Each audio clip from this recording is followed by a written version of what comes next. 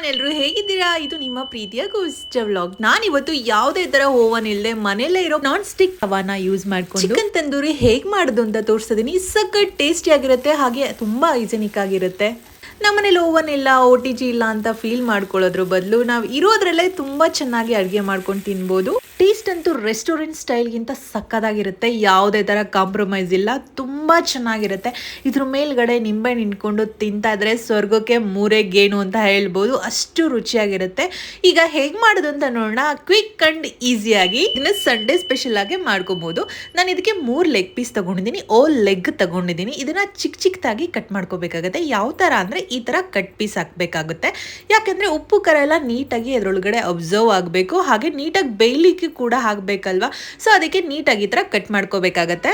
ಈ ಥರ cut ಮಾಡಿಕೊಡ್ರೇ taste ಚೆನ್ನಾಗಿರೋದು, ಹಾಗೆ ಹಾಕಿದ್ರೆ ಯಾವುದೇ ಕಾರಣಕ್ಕೂ ಚೆನ್ನಾಗಿರಲ್ಲ. ಈ ಥರ ಕಟ್ ಪೀಸ್ ಮಾಡ್ಕೋಬೇಕು ಎಲ್ಲದರಲ್ಲೂ ಕೂಡ. ಇದನ್ನ ಆಲ್ರೆಡಿ ನಾನು ವಾಶ್ ಮಾಡಿಟ್ಟಿರೋ ಕಾರಣ ಮತ್ತೆ ನಾನು ವಾಶ್ ಮಾಡ್ತಾ ಇಲ್ಲ. ಅದನ್ನ ಪಕ್ಕಕ್ಕೆ ಇಟ್ಟು ಈಗ ಮ್ಯಾರಿನೇಟ್ ಮಾಡ್ಕೊಳ್ಳೋಣ. ಒಂದು 3 ಸ್ಪೂನ್ ಅಷ್ಟು ನಾನು ತಂದೂರಿ ಮಸಾಲ ಹಾಕೋತಾ ಇದ್ದೀನಿ. ತಂದೂರಿ ಮಸಾಲ ಬೇಕು ಅಂದ್ರೆ ನಾನು ಕಾಮೆಂಟ್ ಸೆಕ್ಷನ್ ಅಲ್ಲಿ ಕಮೆಂಟ್ ಮಾಡಿ, ಡೆಫಿನೆಟ್ಲಿ ನಾನು ಅಪ್ಲೋಡ್ ಮಾಡ್ತೀನಿ. ಹಾಗೆ 1 ಟೀ ಸ್ಪೂನ್ ಅಷ್ಟು ಬ್ಲಾಕ್ ಪೆಪ್ಪರ್, ಹಾಗೆ 1 ಟೀ ಸ್ಪೂನ್ ಅಷ್ಟು ನಾನು ಅರಿಶಿಣದ ಪುಡಿ ಹಾಕ್ತಾ ಇದ್ದೀನಿ. ಈ ರುಚಿಗೆ ತಕ್ಕಷ್ಟು ಉಪ್ಪು ಹಾಕೊಂಡು 2 ಸ್ಪೂನ್ ಅಷ್ಟು ನಾನು ಶುಂಠಿ ಬೆಳ್ಳುಳ್ಳಿ ಪೇಸ್ಟ್ ಹಾಕೊಂತಾ ಇದ್ದೀನಿ. ಇದು ಮನೇಲೇ ಮಾಡಿದ್ದು. ಹಾಗೆ 1 ಟೀ ಸ್ಪೂನ್ ಅಷ್ಟು ಕಸೂರಿ ಮೇಥಿನ ಚೆನ್ನಾಗಿ ಕೈಯೆಲ್ಲ ವಿಸ್ಕ್ ಮಾಡಿ ಹಾಕ್ಬೇಕಾಗತ್ತೆ. ಒಂದು ಅರ್ಧ ಲೆಮನ್ ಹಾಕೊಳ್ಳಿ. ನಾನು ಯಾವುದೇ ಕಾರಣಕ್ಕೂ ಇದಕ್ಕೆ ಮೊಸರು ಹಾಕ್ತಾ ಇಲ್ಲ, ಅದೇ ಇದ್ರ ಸ್ಪೆಷಲ್ ಅಂತ ಹೇಳ್ಬೋದು. ಈಗ ಚೆನ್ನಾಗಿ ನಾನು ಮಿಕ್ಸ್ ಮಾಡ್ಕೋತಿದ್ದೀನಿ. ಸ್ವಲ್ಪ ಲೆಮನ್ ಜಾಸ್ತಿ ಬೇಕು ಅಂದ್ರೆ ಒಂದು ಫುಲ್ ಲೆಮನ್ ನೀವು ಹಾಕೋಬಹುದು. ಹಾಗೆ ಇದಕ್ಕೊಂದು ಅರ್ಧ ಸ್ಪೂನ್ ಅಷ್ಟು ನಾನು ಅಡುಗೆ ಎಣ್ಣೆ ಹಾಕೋತಾ ಇದ್ದೀನಿ. ಹಾಗೆ 1 ಸ್ಪೂನ್ ಅಷ್ಟು ಗರಂ ಮಸಾಲ ಹಾಕೋತಾ ಇದ್ದೀನಿ. ಇದನ್ನ ಲಾಸ್ಟ್ ನಾವು ಮ್ಯಾರಿನೇಟ್ ಮಾಡೋ ಹಂತದಲ್ಲಿ ಮಿಕ್ಸ್ ಮಾಡ್ಕೋಬೇಕಾಗತ್ತೆ. ಈಗ ಚೆನ್ನಾಗಿ ಮ್ಯಾರಿನೇಟ್ ಮಾಡೋಣ. ಈಗ ಎಲ್ಲ ಚೆನ್ನಾಗಿ ಮಿಕ್ಸ್ ಮಾಡ್ಕೊಂಡಾದ್ಮೇಲೆ ಚಿಕನ್ಗೆ ನಾವು ನೀಟಾಗಿ ಅದನ್ನ ಮ್ಯಾರಿನೇಟ್ ಮಾಡಬೇಕು. ಅದನ್ನ ಮಸಾಲೆ ಏನಿರುತ್ತೆ ಚೆನ್ನಾಗಿ ಅದನ್ನ ಹಚ್ಕೋಬೇಕಾಗತ್ತೆ. ಅದನ್ನ ಚೆನ್ನಾಗಿ ಹಚ್ಕೊಂಡ್ರೆ ನಮಗೆ ಉಪ್ಪು ಖಾರ ಎಲ್ಲ ನೀಟಾಗಿ ಬಾಯಿಗೆ ಸಿಗೋದು. ನಾನು ಇದಕ್ಕೆ ಮೊಸರು ಹಾಕೋತಾ ಇಲ್ಲ, ಇದನ್ನ ಮೊಸರನ್ನ ಸ್ಕಿಪ್ ಮಾಡಿದ್ದೀನಿ. ಆಲ್ರೆಡಿ ಒಂದು ಚಿಕನ್ ತಂದೂರಿ ಒಂದು ರೆಸಿಪಿ ನಾನು ಅಪ್ಲೋಡ್ ಮಾಡಿದ್ದೀನಿ, ಅದರಲ್ಲಿ ಮೊಸರು ಹಾಕೊಂಡು ಹೇಗೆ ಮಾಡೋದು ಅಂತ ತೋರಿಸಿದ್ದೀನಿ. ಇದರಲ್ಲಿ ವಿತೌಟ್ ಮೊಸರು ಹೇಗೆ ಮಾಡೋದು ಅಂತ ತೋರಿಸ್ತಾ ಇದ್ದೀನಿ. ಯಾಕೆಂದರೆ ಕೆಲವ್ರಿಗೆ ಮೊಸರು ಹಾಕೊಂಡ್ರೆ ಅದು ಅಡುಗೆ ಇಷ್ಟನೇ ಆಗೋದಿಲ್ಲ ಅಲ್ವಾ, ಅಂಥವ್ರಿಗೆ ಇದನ್ನು ಮೊಸರನ್ನ ಸ್ಕಿಪ್ ಮಾಡಿ ಮಾಡ್ಕೋಬೋದು. ಮೊಸರನ್ನ ಸ್ಕಿಪ್ ಮಾಡಿ 1 ಲೆಮನ್ನ ನೀವು ಹಾಕೋಬೋದು, ಹುಳಿಯಾಗಿ ಚೆನ್ನಾಗಿರುತ್ತೆ. ನೀವು ತಂದೂರಿ ಮಸಾಲ ಇಲ್ಲ ಅಂದರೆ ಏನು ಮಾಡಬೇಕಪ್ಪ ಅಂತಂದರೆ ಚಿಕನ್ ಮಸಾಲಾನೇ ಇರುತ್ತಲ್ವ, ಚಿಕನ್ ಮಸಾಲಾನೇ ಸ್ವಲ್ಪ ಜಾಸ್ತಿ ಹಾಕೋಬೇಕಾಗತ್ತೆ. ಈಗ ಚೆನ್ನಾಗಿ ಇದನ್ನು ಮ್ಯಾರಿನೇಟ್ ಮಾಡಾದ್ಮೇಲೆ ಒಂದು 2 to 3 hours ನಾನು ಫ್ರಿಜ್ಜಲ್ಲಿ ಇಡಬೇಕಾಗತ್ತೆ.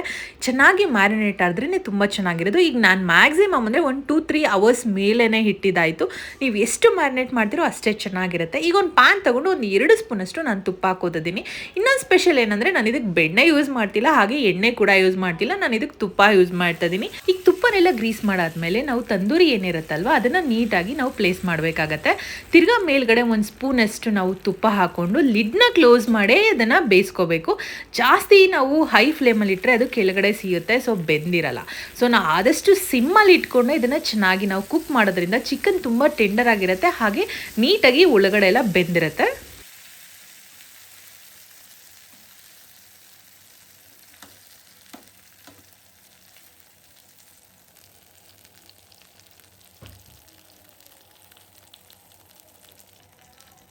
ಮತ್ತೆ ನಾವು ಲಿಡ್ನ ಕ್ಲೋಸ್ ಮಾಡಿ 5 ಮಿನಿಟ್ಸ್ ಬಿಟ್ಟು ಮತ್ತೆ ನಾವು ಅದೇ ಥರನೇ ಬೇಯಿಸ್ಕೋಬೇಕಾಗತ್ತೆ. ಈ ಥರ ಬೇಯಿಸ್ಕೊಳ್ಳೋದ್ರಿಂದ ಬೇಗ ಕುಕ್ ಆಗುತ್ತೆ, ಹಾಗೆ ತುಂಬ ಚಿಕನ್ ಟೆಂಡರ್ ಆಗಿರುತ್ತೆ.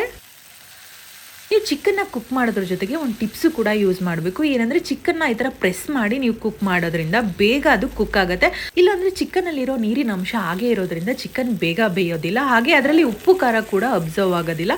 ಈ ಥರ ನೀಟಾಗಿ ಪ್ರೆಸ್ ಮಾಡಿ ಬೇಯಿಸೋದ್ರಿಂದ ಉಪ್ಪು ಖಾರ ಎಲ್ಲ ನೀಟಾಗಿ ಹಿಡ್ದಿರುತ್ತೆ.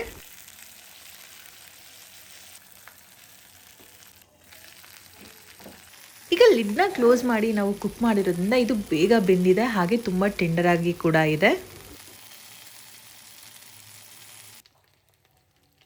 ಇದು ಆಲ್ಮೋಸ್ಟ್ ಈ ಥರ ರೆಡಿ ಆದಮೇಲೆ ನಾವು ನೆಕ್ಸ್ಟ್ ಏನು ಮಾಡಬೇಕಪ್ಪ, ಸ್ವಲ್ಪ ಸ್ಮೋಕಿ ಎಫೆಕ್ಟ್ ಕೂಡ ಬರಬೇಕು, ರೆಸ್ಟೋರೆಂಟ್ ಸ್ಟೈಲ್ ಕೂಡ ಇರಬೇಕಲ್ವ. ಸೊ ಈ ಥರ ಗ್ರಿಲ್ ಇರುತ್ತಲ್ವ, ಯೂಶಲಿ ಎಲ್ಲರ ಮನೇಲಿ ಇರುತ್ತಲ್ವ, ಆ ಥರ ಗ್ರಿಲ್ನ ಇಟ್ಕೊಂಡು ನಾವು ನೀಟಾಗದೆ 2 ಸೈಡು ನಾವು ಸ್ವಲ್ಪ ಕುಕ್ ಮಾಡ್ಕೋಬೇಕಾಗತ್ತೆ. ಯಾಕೆ ಅಂದರೆ ಸ್ವಲ್ಪ ಸ್ಮೋಕಿ ಎಫೆಕ್ಟ್ ಬರಲಿ ಅಂತ. ಇಲ್ಲ ನೀವು ಚಾರ್ಕೋಲಲ್ಲಿ ಇದೆ ಅಂದರೆ ಚಾರ್ಕೋಲಲ್ಲೇ ನೀವು ಮಾಡ್ಕೋಬೋದು, ಚಾರ್ಕೋಲ್ ಇಲ್ಲಿದ್ದವರು ಈ ಥರ ನೀವು ಮಾಡ್ಕೋಬೋದು.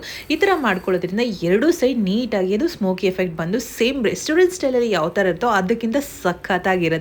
ಸ್ವಲ್ಪ ಹೈ ಫ್ಲೇಮಲ್ಲಿ ಈ ಥರ ನೀಟಾಗಿ ಬರ್ನ್ ಮಾಡೋದ್ರಿಂದ ಅದೊಂಥರ ಸ್ಮೋಕಿ ಎಫೆಕ್ಟ್ ಆಗಿರುತ್ತೆ. ನೀವೇ ನೋಡ್ಬೋದು ಎಷ್ಟು ಸಖತ್ತಾಗಿ ಅದು ರಿಸಲ್ಟ್ ಬಂದಿದೆ ಅಂತ. ನೋಡಿ ನೋಡಿದ್ರಲ್ಲ ಯಾವುದೇ ತರ ಓವನ್ ಇಲ್ಲದೆ ಮನೇಲೇನೆ ಸಕ್ಕತ್ ಈಸಿಯಾಗಿ ಪ್ಯಾನಲ್ಲೇ ಮಾಡ್ಕೊಂಡಿರೋದು ಎಷ್ಟು ಚೆನ್ನಾಗಿರುತ್ತೆ. ಇದಕ್ಕೆ ಒಂದು ಮೇಲ್ಗಡೆ ಲೆಮನ್ನ ಸ್ವೀಸ್ ಮಾಡಿಕೊಂಡು ನಾನು ಇದಕ್ಕೆ ಮೆಣ್ ಚಟ್ನಿ ಮಾಡಿದ್ದೀನಿ. ಎಲ್ಲರಿಗೂ ಗೊತ್ತಿರುತ್ತೆ, ಸಕ್ಕತ್ ಈಸಿ ಆಗಿರುತ್ತೆ. ಪುದೀನಾ ಚಟ್ನಿ ಜೊತೆಗೆ ಇದನ್ನ ಸರ್ವ್ ಮಾಡಿದ್ರೆ ಸೂಪರ್ ಆಗಿರುತ್ತೆ. ನೀವೇನಾದರೂ ಇನ್ನೂ ಟ್ರೈ ಮಾಡಿಲ್ಲ ಅಂದರೆ ಈ ಸಂಡೇ ಡೆಫಿನೆಟ್ ಆಗಿ ಇದನ್ನು ಟ್ರೈ ಮಾಡಿ. ನಾನು ಮಾಡಿದಂತಹ ಈ ಚಿಕನ್ ತಂದೂರಿ ನಿಮ್ಗೆ ಇಷ್ಟ ಆಗಿರೋ ದಯವಿಟ್ಟು ನಮ್ಮ ಕೋಸಿಸ್ಟರ್ ವ್ಲಾಗ್ಗೆ ಸಪೋರ್ಟ್ ಮಾಡಿ. ಹಾಗೆ ಸಬ್ಸ್ಕ್ರೈಬ್ ಮಾಡದೆ ನೋಡ್ತಿದ್ದೀರಾ ದಯವಿಟ್ಟು ಸಬ್ಸ್ಕ್ರೈಬ್ ಮಾಡ್ಕೊಳ್ಳಿ. ಹಾಗೆ ಲೈಕ್ ಮಾಡಿಲ್ವಾ ಪ್ಲೀಸ್ ಲೈಕ್ ಮಾಡಿ, ನಿಮ್ಮ ಫ್ಯಾಮಿಲಿ ಫ್ರೆಂಡ್ಸ್ ಜೊತೆಗೆ ಶೇರ್ ಮಾಡಿ. ನಿಮ್ಗೆ ಇಷ್ಟ ಆಗಿರೋ ಡೆಫಿನೆಟ್ಲಿ ಮನೇಲಿ ಒಂದ್ಸಲ ಟ್ರೈ ಮಾಡಿ. ಸಖತ್ ಈಸಿ ಆಗಿರುತ್ತೆ, ಹಾಗೆ ತುಂಬ ಟೇಸ್ಟ್ ಆಗಿರುತ್ತೆ. Thank you.